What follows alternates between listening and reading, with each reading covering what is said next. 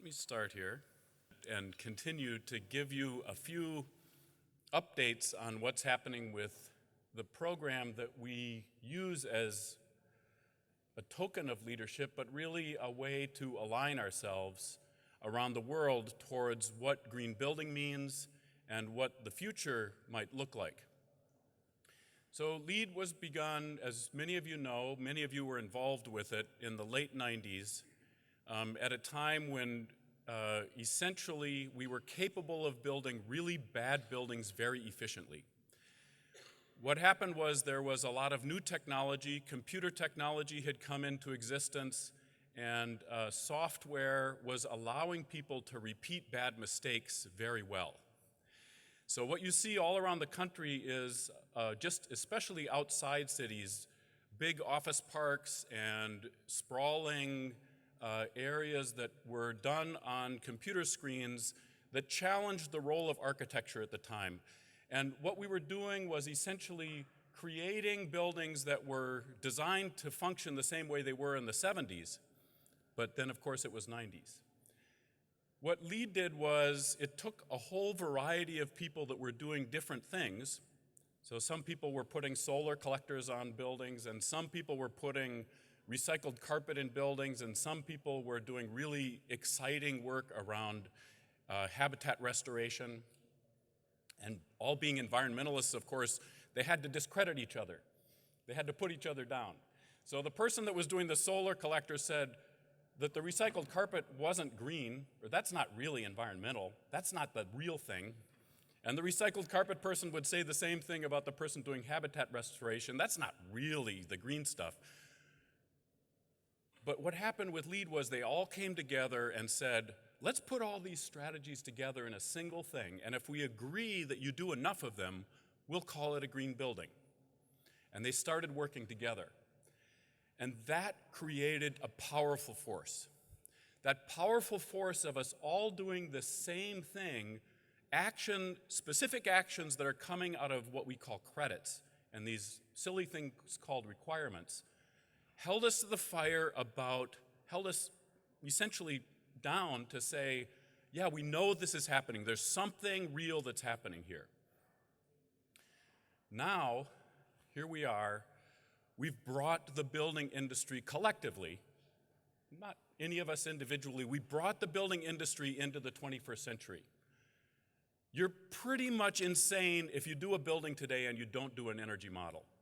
It's just not smart. But we brought energy modeling to the industry.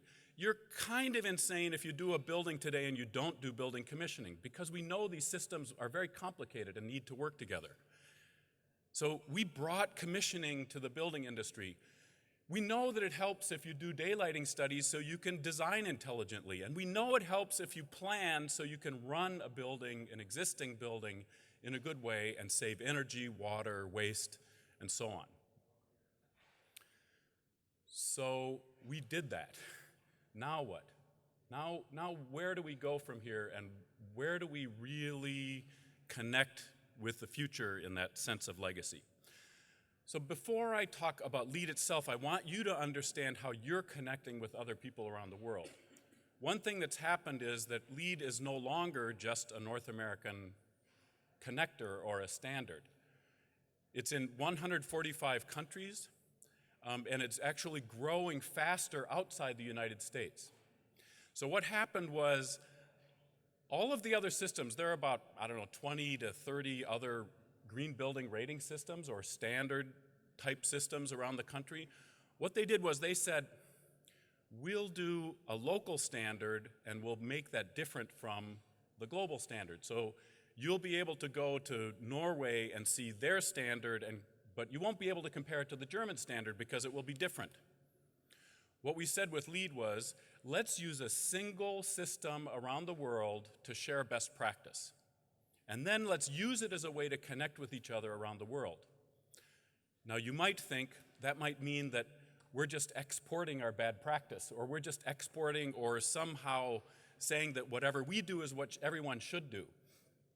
Instead, what's happened is we've created a whole series of new technical groups that are now working in Asia and Europe and South America, And we already have our North American groups, so we're connecting in this really wonderful, beautiful network.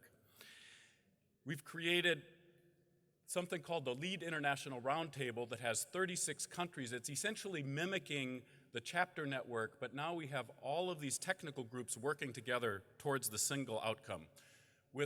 Actually, this slide is several months old. I think it was done 3 months ago. We have over 62,000 projects now in 145 countries. We've come up with LEED v4. How many of you have taken a look at LEED v4? Okay, well, if we get a chance, we'll do a little Q&A at the end, and because I'd like to hear what your challenges are or what you're thinking about it, whether you think it's an improvement.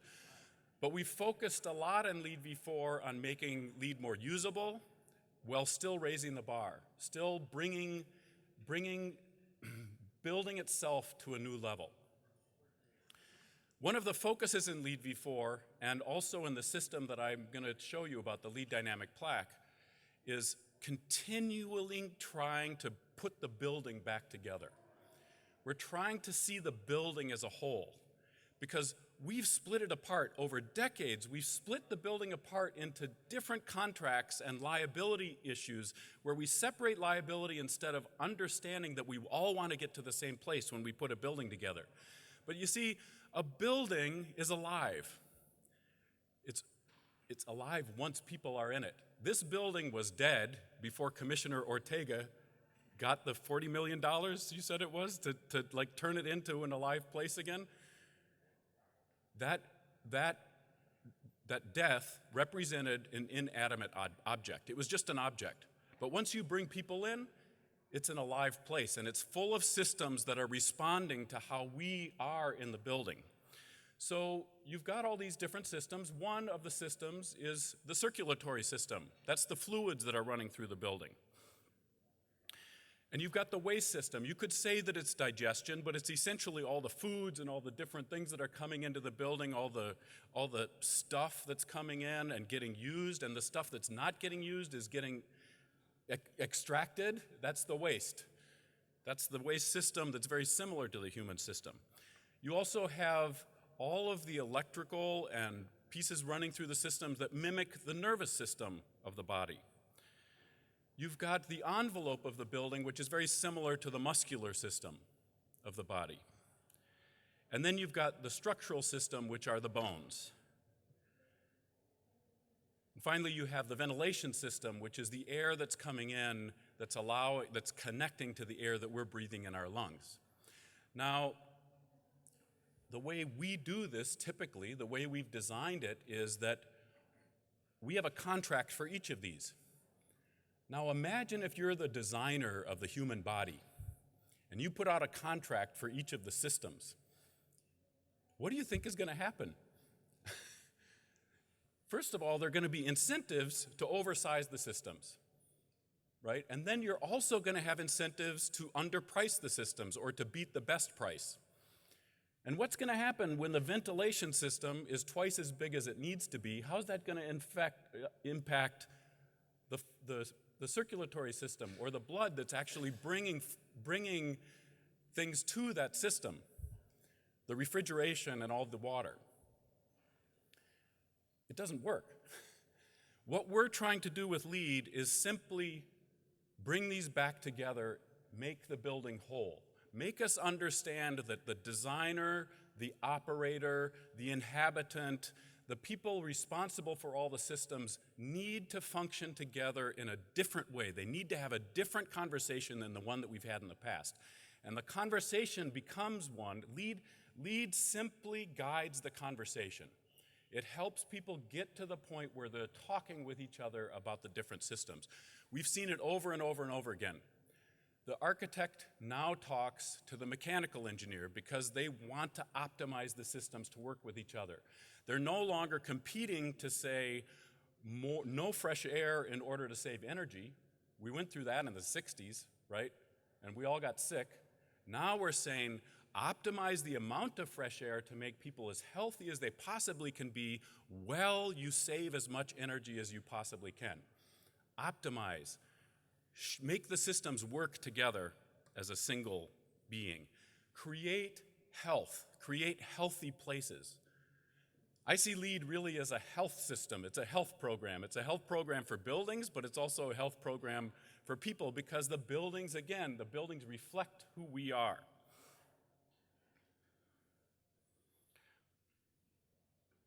And we have many examples now in LEED v4 where we're focusing on health. I don't know if many of you have been following at all what we have in the materials credits, but there's several things we're trying to do. I just want to spend a moment on this since I have a little time to tell you about it. We've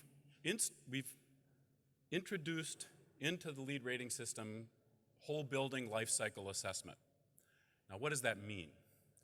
What it means is that we're encouraging the use of existing buildings, first of all. So what you see is in a building like this, all of the impact of all of these high energy intensity use materials has been paid for. It's been paid for many decades ago because essentially the fire that it took to create those bricks is now out in the atmosphere and has been taken care of. Now, if this building had been torn down and started over, we would have essentially wasted all that energy and had to start over. Not only energy, but toxicants that come with that, with the use of those materials. So what we do is we say, optimize materials. If you aren't going to use an existing building, use tools and life cycle assessment to help you optimize the use. What does that mean? It means know what your live loads are, know what your column and bay sizing can be, your bay sizing, know what your column and beam options are. You can save 30% of the impact of a typical building, a 100,000 square foot building, simply by adjusting the size and adjusting live loads, slab depths, and column and bay sizing in order to optimize material. What does that mean? That means that the architect now has to talk to the structural engineer. In the past, the architect simply says, this is what we want, it looks like this, give me how to make this building stand up. Of course, I'm exaggerating. We know that you all talk to, if you're an architect, that you already talk to structural engineers, but we want that to be a much more in-depth conversation. Once you go inside the building in LEED v4, we talk about environmental product declarations, knowing two things. Think of it this way. When you put something in your body, you have the ability to understand what the nutrients are. You can look on a nutrition label and understand how many calories there are, how much fat there is, how many vitamins there are associated with it, and you can look at a list of ingredients. But can you do that with building materials? Do you know how much carbon is associated with a table, or how much water or how much waste is associated with it, the nutrients? And do you know what's in the material? No, you don't. LEED is asking this, and it's why we're getting incredible pushback in industry right now. The American Chemistry Council is pushing hard. I don't know if you're watching, but in states all over the country and with the federal government, the American Chemistry Council is working against LEED because they don't want you to have that information. They don't want you to be able to know what's in this material. So there's a lot happening in V4 that I think you can be proud of, in the sense that it's something that we're bringing to future generations. We want you to know how to make better informed decisions. We want you to save water and energy and create livable spaces. But let's talk about some of the shortcomings of LEED and some of the things that we all understand it doesn't help us with. So as I mentioned, LEED was set up as a list of strategies, right? It was all these people that got together and said, we're going to do a new building. let's do a bunch of good things. Our favorite example of strategies that confound us is the bike rack credit. The bike rack credit that everyone likes to say, this is why LEED doesn't work, is because of the bike rack credit. Because whether you put a bike rack out or not doesn't mean that people ride their bikes. We know, and these leaders in your beautiful place know that if you put bike racks and put bike paths and put greenways, that people start riding their bikes. Minneapolis and St. Paul has become one of the premier bike riding places in the country now. Correct? You know that more than I do. Because of your leaders that set up the infrastructure to allow it to happen. But the infrastructure, the bike rack itself, is a strategy to create an outcome. Now we want to know more. The thing about leaders is, and everyone in the room is a leader, the thing about leaders is you always want to know more. You want to know, is it working? Are people really riding their bikes? How much are they riding their bikes? How much is happening in this building? So, what if we take LEED and we separate strategies from outcomes? So we don't say that they don't matter. We don't say that one is necessarily unrelated. They're completely related. The idea that you put a bike rack in so someone rides their bike. But what if we focus on how much people ride their bike or how much people don't drive? What if we measure that instead of measuring the number of bike racks? That's what we're doing with the LEED dynamic plaque. We're focusing on outcomes. I like to think of it, the whole thing, like a health system. Let's say that you want to lose weight to become healthier. Not just you want to lose weight to lose weight, but you want to lose weight to become healthier. So I've done this. I travel too much, so I'm always, I try to get in an exercise routine, and then I travel, and then I gain weight, and then I get some diet book, and it tells me, like, don't eat this food during the fat-burning zone, and eat this. It's like a whole list of strategies that are telling me exactly what I should do to try to optimize my body's ability to burn calories and burn fat, so I'll become healthier. These are all a list of strategies very similar to the way LEED is today. But then I go step on the scale. The scale is the thing that is telling me whether it's working. But we don't have a scale for buildings yet. And we have a huge confounding amount of arguments over types of energy use and whether this energy creates that much carbon and if we all agree on the definition of primary energy and what a kilowatt hour is and whether site energy versus source energy should be the measurement. And it just leads to a clash that's been going on for decades. So what if we have a score instead? What if we take a performance score and widely expand the ability for people to understand something fundamental? The fundamental thing is we love to compare ourselves with each other. We define ourselves by each other. We don't just define ourselves by looking in the mirror. We define ourselves by how we look relative to somebody else. We're constantly judging ourselves and understanding whether we're growing based on our comparisons. And we see it everywhere in life. We see it in school. We see it in our test scores from a very early age. We see it in our understanding of the degrees that we receive when we go to college. We see it in the way that we understand our professional lives and how we relate to our peers. But we don't have a way to do it in buildings. The LEED dynamic plaque is essentially a scale. It's a method, a simple method of creating a performance score that allows us to compare ourselves with each other on a fundamental level. Now, how can we do this? We can do it because, if you all remember, in LEED version 3, we started something called Minimum Program Requirement 6. That was in 2009, and what we asked was all of the projects around the world to give us their energy and water data for 5 years. We now have a massive, or fairly extensive, database of energy use and water use that we've created that allows us to establish a database for comparison that is unparalleled anywhere in the world. It's really cool.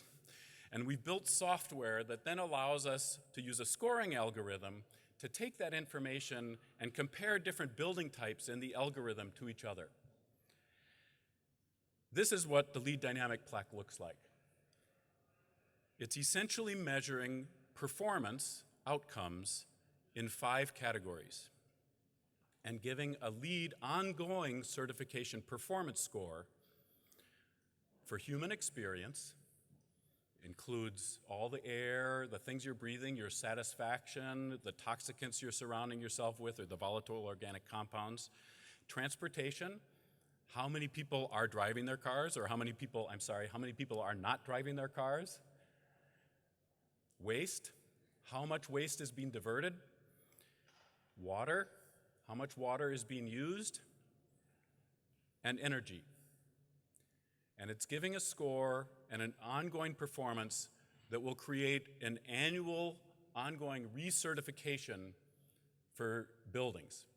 My goal is by the end of this year, when you register for a new construction project, you will automatically get a subscription to the LEED dynamic plaque, and you'll have an ongoing recertification that will help you understand how your building is really functioning, not just what LEED credits you achieved. It's the ability to step on the same scale and know how we're doing and understand that this building is part of us. This building reflects our life. The system is built with a dashboard that you get as part of it. And the dashboard inside shows you into each category. You can tunnel in and you can see how you did during the current period. So this is energy. The outside ring is showing you how you did during the current period, how you did the period before. Let's say it's this month and then last month. And then the inside ring is showing you how you did the same period the previous year. So you can see, am I doing better? Am I doing worse? What's going on? Should it be behaving this way? Is there something wrong? We're trying to make the invisible actionable. We're trying to make it so you can do things to improve performance, and you're incentivized to do it because you want to improve your score. The same thing happens in water.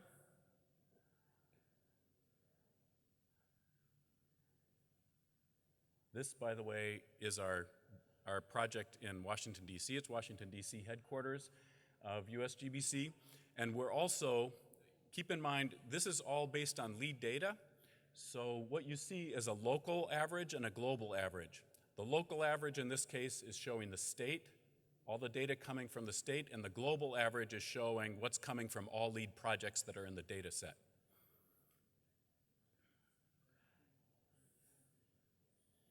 Waste. Waste is showing the amount of waste generated and the amount of waste diverted, which is measured through a waste audit. Transportation, which is coming from a cloud-based transportation survey with all of the carbon numbers attached. So you don't have to hire a consultant to go out and try to manage it through spreadsheets. I see Ed shaking his head, which means he's probably dealt with that many times through LEED for EB, where you have to hire a consultant in order to manage a whole bunch of spreadsheets in order to fill out the LEED Online forms, simply to say how many people aren't coming to work. Now it's all in the cloud. You can get it you can send out a link that asks for people to fill out the survey. It comes back and immediately dumps into your score or becomes your score. And the last piece here is human experience. This is the most challenging section right now because it's the most difficult to measure. But what we're measuring is occupant satisfaction. We don't know what that means yet. I mean, how silly is this that we're in the 21st century and we don't really understand what occupant satisfaction is? We don't know even if it matters. It could be that people don't even it could be that people aren't satisfied in really great spaces. It could be that they're only satisfied in new spaces. But we should start to understand these issues, right? We think we know, but we aren't there yet. And it also measures carbon dioxide in the space, which is essentially telling you how well the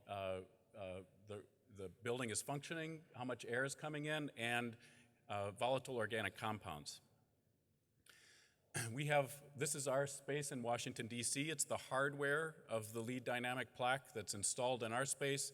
It's also now installed in 5 other spaces around the planet, and I hope to have 25 of them up by the end of the month. So we're just starting to grow them, and it's a new piece that's going to take probably about 6 months to a year to really build out the full data set. If you want to know more about the LEED dynamic plaque, go to leedon.io. Leedon, L-E-E-D-O-N.io. So let me wrap up simply by telling you a thought that I want to share. Leadership is what we all do. And again, I was so inspired by hearing the commissioner and the mayor talk this morning about the leadership that they've shown and the difference that they've made by real on-the-ground leadership. But I want to distinguish the difference between, and this is just a thought I want to share. I want you to think about the difference between leading to the future, leading towards something, versus leading from the future. Think about this idea that we're coming, we've come from this place, we're connected to the past, we have deep roots in who we are, and we can't change that. But we don't necessarily have to get to where we're going with all of the baggage that we carry either. What that means is, and I'm not talking about pie in the sky thinking, I'm simply talking about constantly looking at where you are from where it is that you want to be. So you aren't always, if you want to change the room, for example, you aren't always changing the room with the furniture that already exists. You aren't having to deal with the room with the current furniture. You're helping to envision where it is you want to be. It allows you to lead in a way that gives you the full depth and breadth of all the creativity you have in you and all of the innovation that's possible for you to bring to the planet. And that is a wonderful gift. So lead from the future, and thank you very much.